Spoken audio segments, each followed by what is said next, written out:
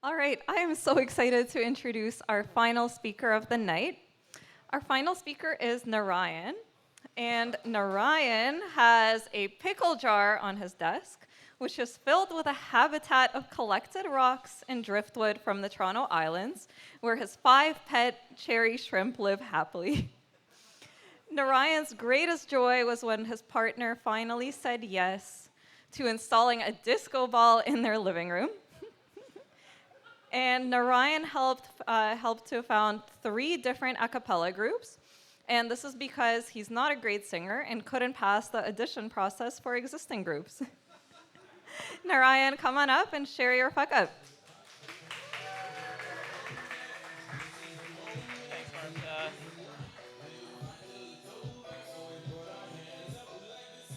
I love these cups. They're so small. Whew. Before I came up on stage, people were asking me if I was nervous. And I said, I'm going to have to check. 136, that's my heart rate. So that's definitely a yes. So, let's see. I've been DJing here for a while, and I've listened to a lot of fuck-ups. So I've been thinking about fuck-ups for a long time as well. And I mentally, as I heard all the fuck-ups through the different events that I've been to, I was like, oh yeah, I've done something like that. And I've done something like that too. And I just had this list of like, oh, when Marsha finally asks me to speak, whew. So I thought I would narrow my search space a little bit and give my own definition of a fuck-up. So I'm thinking of this world where it's predictable, the kind of events or the kind of circumstance where I should have known better. It was within my circle of control. So an example, well, this one only fits the predictable, but having a 10-year career in a stable corporation, moving up through the ranks, that's very predictable. Things kind of went according to plan in that situation. Not a fuck-up. The other quality was having pain. I also thought about putting the term regret, which is in hindsight, but the present experience of the fuck-up is pain.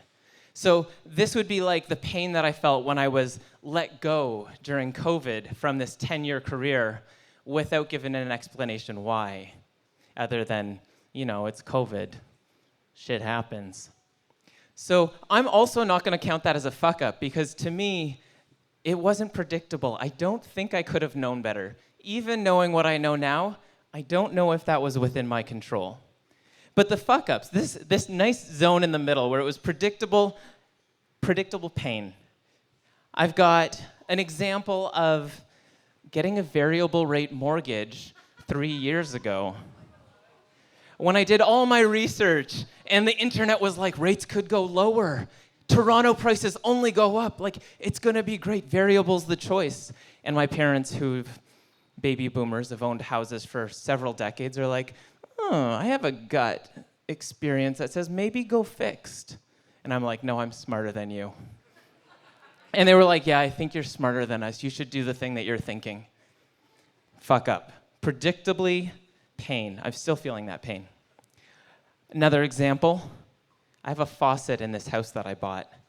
You turn it on, and it just gives it. It just gives 120%, and you get all wet. You get just sprayed with this faucet. I lived with this faucet for over a year, just getting sprayed occasionally. I was like, I'll learn. The house will train me. I did learn, but then I spent 15 minutes and was like, wait, I could think about this and actually probably solve this pain. I did a little DIY fix. And it was like, oh, amazing. I shoved a bunch of like stuff up the faucet to slow the rate. Probably not great for my plumbing, but it worked. And it wasn't until a year later that I was like, oh, there's a thing down here. I can just turn this and it changes the water pressure. Was this predictable? Probably. I was just Googling the wrong things. I didn't ask my friends who were incredibly mechanically inclined. I mean, I had guests who used that sink and sprayed themselves, and I was like, it's just that way. I didn't think to say, I don't know why it's like that. Is there anything you can think of that maybe could like solve this problem? Because I honestly haven't tried, and it's been like a year. I could have said that. I didn't. Why? Why did I not say that? And then finally, the one that I'm actually going to talk about today is a consulting gig that I had, which is a little more serious than these other two, but again, predictable pain in this scenario. So some of the lessons, this is before I got into my consulting pain. With the mortgage, I started learning this lesson of like, apparently I'm the kind of person who dismisses feedback without noticing. People tell me things right to my face. They give me the exact information I need to make a smarter decision, and it goes in one ear and out the other. I'm smiling because I actually have two friends here tonight who were in a workshop that two of my other friends held for us. This is my learning community. We hold workshops for each other. And in this workshop, they presented us with a couple of pages of transcripts of conversations that we'd had with one another where we are giving each other feedback so we can see each other better. And then we're like, I don't remember you saying that. And it's like, okay, that's case study 1. Here's case study 2. You, again, giving me that exact feedback that I needed. And then here's case study 3, where I'm ignoring it once again. And what's going on with this? It took that workshop for me to finally get this into my bones. I legitimately, everywhere I look, dismiss feedback without even noticing. How do I avoid fuck-ups if I don't even notice when I'm missing the feedback that's being given to me? Second lesson with this faucet is that there's blind spots everywhere. They're in my house. They're probably in this room right now.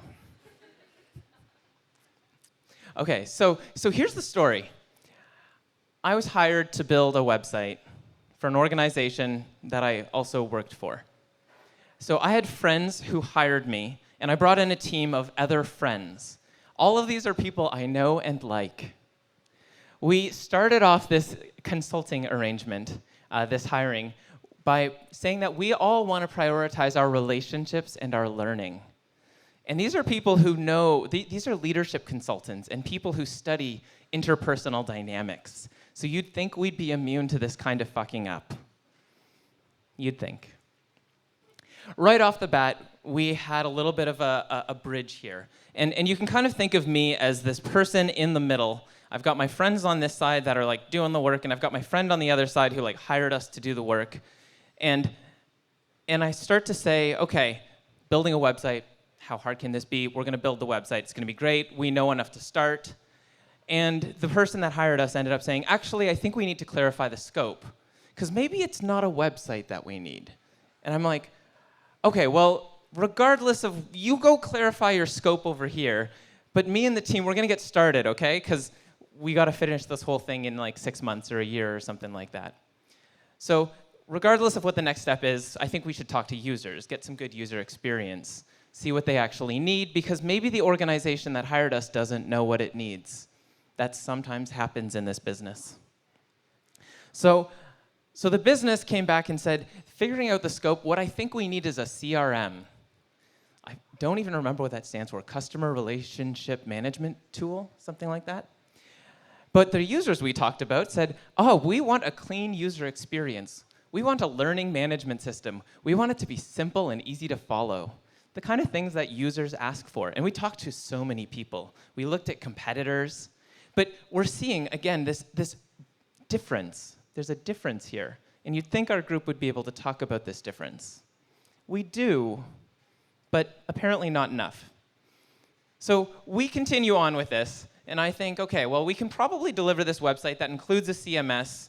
We'll just find some options. We'll deliver some mock-ups. And we'll give this presentation that includes a beautiful new website and a CRM and a safe database for all the customer data. And it'll integrate, and it's exactly what the customers want.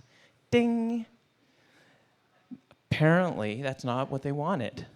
So the feedback was, where's the CRM? You only had one slide on CRM. And I think what we want is a CRM. And I'm like, I think you're still missing the point. The customers don't care about the CRM. The customers, the users, want all the other stuff that we did. But we agreed on one thing again, of course. So we came back together and said, we need to get on the same page. So I booked a meeting with this person. It got pushed out.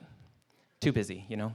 So a couple weeks go by, a month goes by, And we're all agreeing we need to get on the same page here, otherwise this project's going to go south. So I finally make it into the meeting with my friend who's the client, and what happens is he lets us go. He fires us.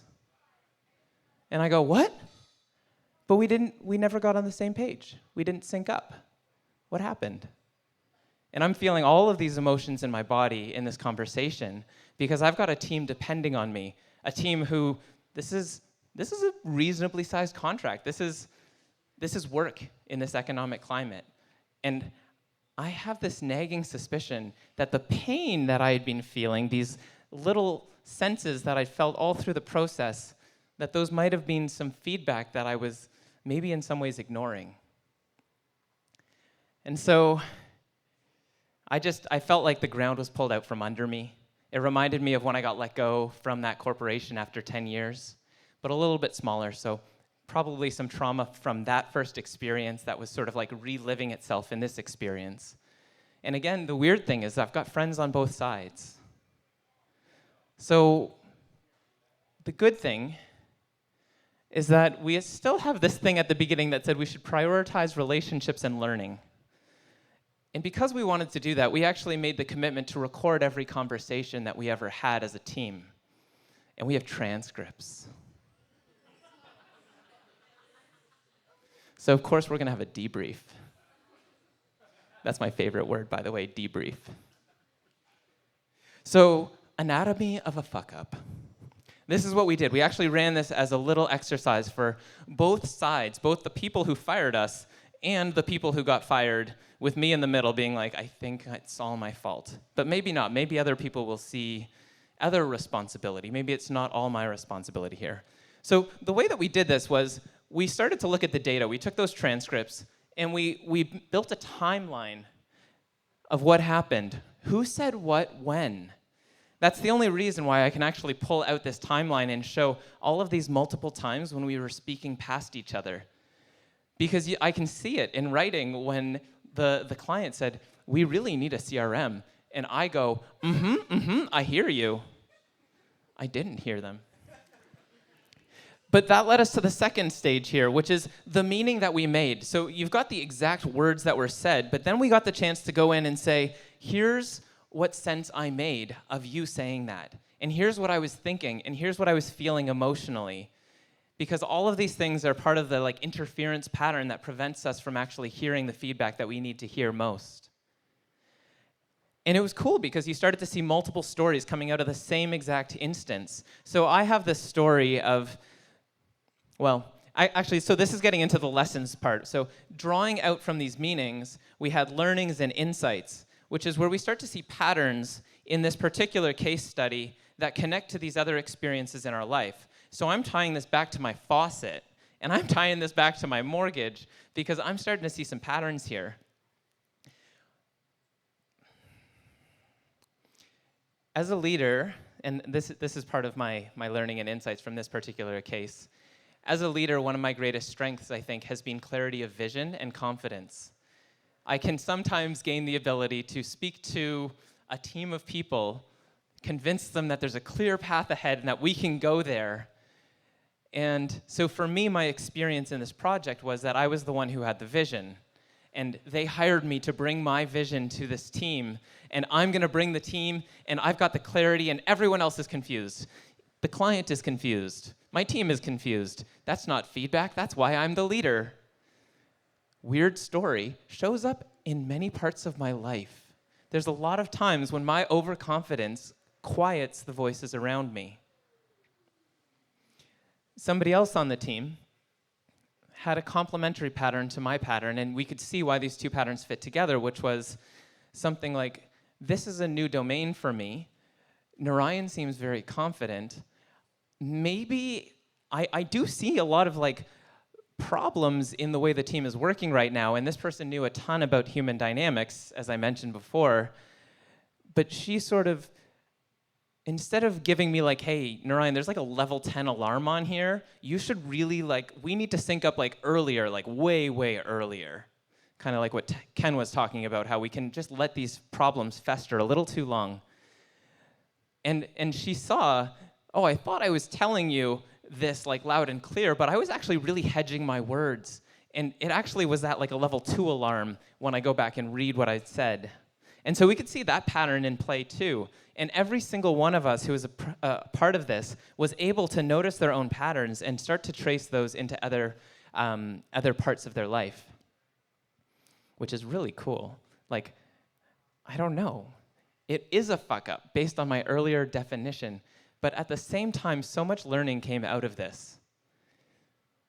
I still didn't have the money from this project because we got fired. We got only paid half, and I still have this really expensive mortgage, of course. But here's what I'm kind of seeing. Like, I still need to collect more of these lessons. I think one of the lessons I'm getting here from this last one is that fuck-ups are kind of unavoidable. I can put together the best teams with the best intentions, but there's still something left for me to learn. And if I'm bringing along the right people, we can be anti-fragile together. I was really valuing Victoria and Danny, you talking about your relationship and your ability to hold each other accountable. And part of what I heard was you're also building a community of coaches and mentors who are also able to support you in this, where your fuck-ups get digested and they're not just like, oh, that really sucked, never think of that again. You get to talk about it, and it gets to come into this like substrate of learning that you're building with each other and the communities that are coming along with you. And to me, that's like the most important part for me. So I'm going to do a final reframe here from fuck-ups as being this intersection between predictable and pain. But what if I took pain and said, well, pain is also the other side of desire. There's stuff that I want. And sometimes it hurts when things don't go the way that I want, but at least it's because I'm connected to something that I really do want. And predictable, like Ken was saying with his comfort zone, if you stay only in your comfort zone, you're not going to get out into that other whole zone where you have all of these desires, but they're beyond your knowing. And so in the middle, yeah, that's the fuck-up zone, but Victoria and Danny called it massive learning, I think. I put surprise learning, but massive surprise learning is what happens here. And there is also pain. I think it's like growing pain. A friend of mine does research in this, and one of the things that she found when adults were growing and developing through different stages in their life, she said the difference between the people who go through these experiences of pain, because pain happens to everyone, and the people who learn from it and the people who sort of go, oh, that sucks, and don't grow from it, the difference was the sense that you make of the pain. Do you see it as growing pain, like when you're a little child and you're like, oh, I'm growing and I'm stretching and it's uncomfortable because I'm reaching beyond my knowing? That's a healthy growth mindset. So you can notice if you're starting to feel that when you're also feeling these pain moments. And maybe you'll get to this place of surprise learning. And Marsha, I don't want you to change the name Fuckup Nights, but maybe we can have a debrief later and call it the surprise learning event or something like that. Thank you so much. You've been wonderful.